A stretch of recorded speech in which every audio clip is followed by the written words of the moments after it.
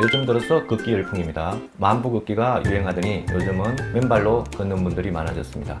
자, 걷는 것은 여러 면에서 건강에 도움이 되겠지만 갑작스런 맨발 걷기를 해서 저를 찾아오는 환자들이 꽤 많기 때문에 맨발 걷기를 할 때 어떠한 부작용이 있을 수 있는지 한번 생각해 보는 것이 좋겠습니다. 자, 신발을 신을 때와 맨발로 걸을 때 어떤 차이가 있을까요? 신발을 신게 되면 보통 뒤꿈치부터 닿는 경우가 많습니다. 그리고 맨발로 걸으면 앞과 뒤가 동시에 아치가 동시에 닿는 경우가 많고요. 특히 앞쪽은 약간 구부러지면서 몸 전체적인 근육을 같이 사용하는 것이죠.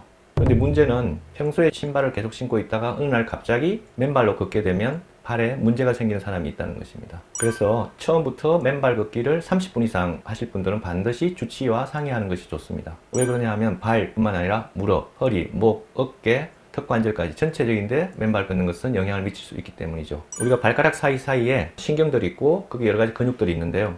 평소에 사용하지 않던 근육이나 인대를 사용하다 보면 거기에 신경이 눌리는 경우가 상당히 많습니다. 그래서 신경 조직 자체가 마치 퉁퉁 부은 경우, 그런 신경종이 나타나는 경우도 있습니다. 이런 신경종이 나타나면 이 통증이 며칠이 아니라 몇 주, 몇 개월 동안 지속되는 경우가 흔히 있습니다. 맨발 걷기에 장점이 많지만 무턱대고 심하게 한다든가 또는 의학적으로 증명되지 않은 기대를 가지고 하는 것은 피하는 것이 좋지 않을까 생각이 됩니다.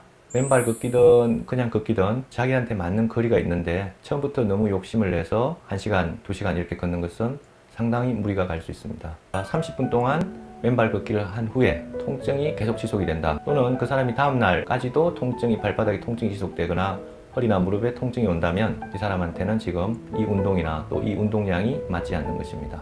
또 한 가지 젊은 사람들은 평소에 하이힐을 많이 신는 경우는 마찬가지로 발 뒤꿈치에 인대들이나 근육들이 단축되어 있기 때문에 갑작스럽게 맨발로 걷게 되면 심한 압박을 받게 되면서 아킬레스 건염이라든가 족저근막염이 올 수도 있습니다. 지금까지 맨발 걷기를 하기 전에 주치의와 상의해야 될 부분에 대해서 말씀드렸고요. 다음 편에는 맨발 걷기 하기 전에 꼭 알아야 되는 위험성, 특히 파상풍균에 대해서 말씀드리고자 합니다.